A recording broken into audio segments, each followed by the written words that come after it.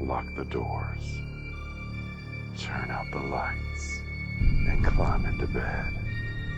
It's time for Hillbilly Deadtime Stories.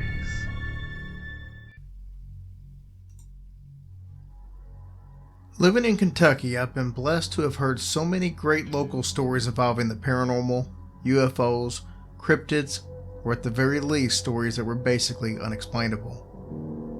Some are very well known, such as the horrific suffering that went on in Waverly Hills Sanatorium while it was a fully functional tuberculosis hospital. The tales of hauntings since its closing are known worldwide. Of course, the same can be said of Bobby Mackey's Music World, dubbed the world's most haunted nightclub. There are other stories that are well renowned, such as the Poplick Monster, a half-man, half-goat creature that lures you to an active train track, sometimes resulting in death. The Goat Man will be the subject of its own episode very soon.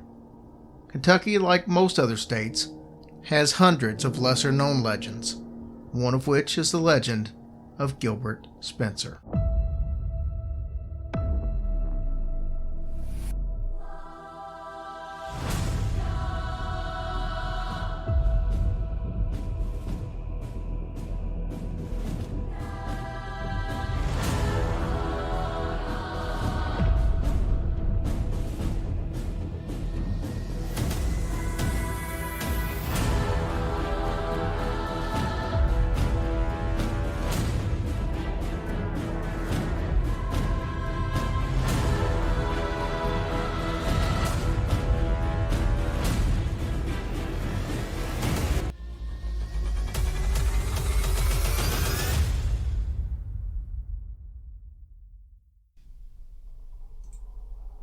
Even though the Civil War was 150 years ago, there are still old-timers in Kentucky who have stories to tell from that time.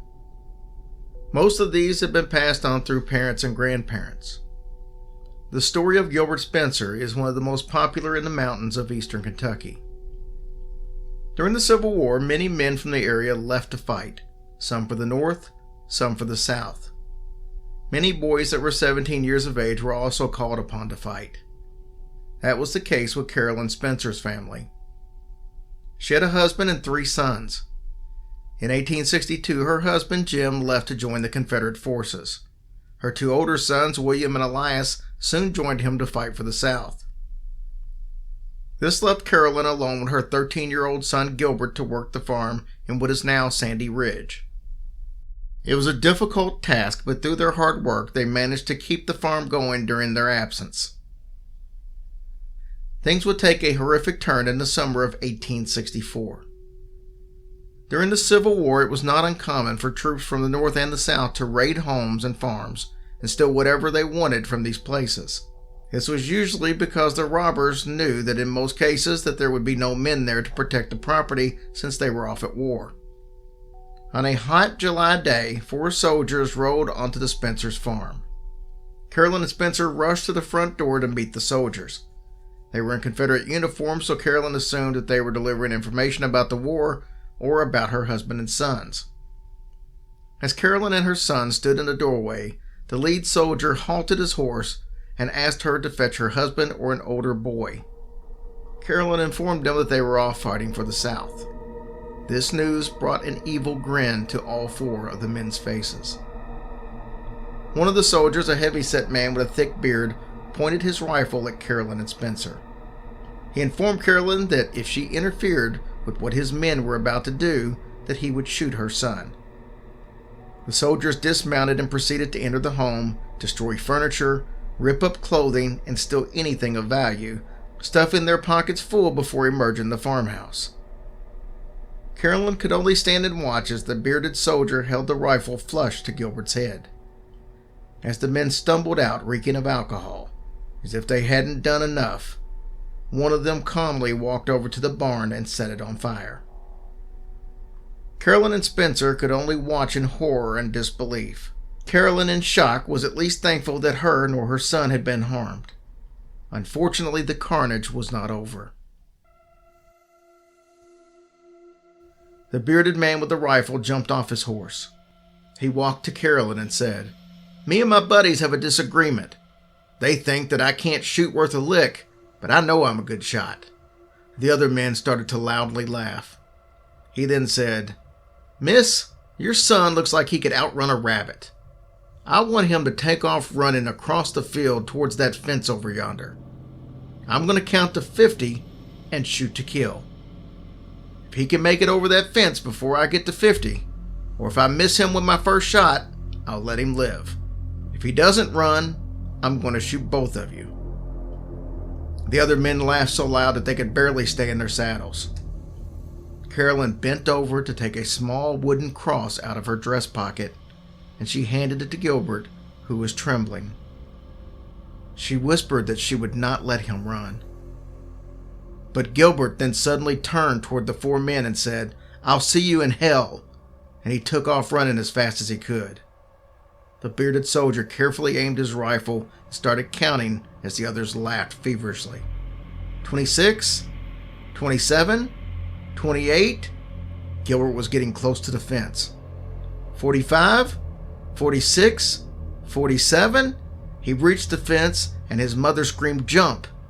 Gilbert jumped high above the wooden fence. 50. The shot echoed as Gilbert's head exploded in a mist of blood and skull fragments.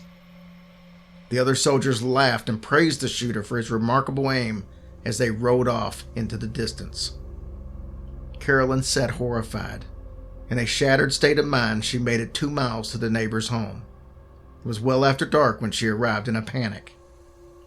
Old Man Holland and his wife grabbed lanterns and they made their way back to the Spencer's farm. Despite their best efforts, Gilbert's body could not be found. They found bits of skull fragments and a large patch of blood by the fence, but no body. Over the next few months, Carolyn tried her best to recover from the murder, theft, and vandalism. Her husband and other 2 sons came back from the war, and life began to return as close to normal as possible. One day, a rider approached the Spencer's farm, excitedly yelling to come see what he had found. As Carolyn and the men followed the rider, she thought of Gilbert for some reason. What they saw in the field would haunt them for the rest of their lives. The rider led them to a small clearing. In that clearing were the bodies of the same 4 men who had killed her son. Each had shattered skulls. The items they had stolen lay next to their bodies, and tied around each of their necks, a small wooden cross.